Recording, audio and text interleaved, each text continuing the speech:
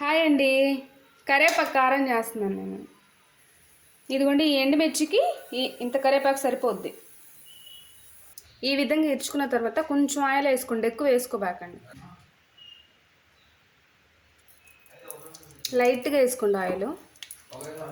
ఈ కరేపాకు ఒకసారి కడిగి శుభ్రంగా కడిగిన తర్వాత ఎండిపోవాలి ఆ వాటర్ అంతా కూడా, తడి ఉండకూడదు దీనికి. దానిలో వేసుకుందాం.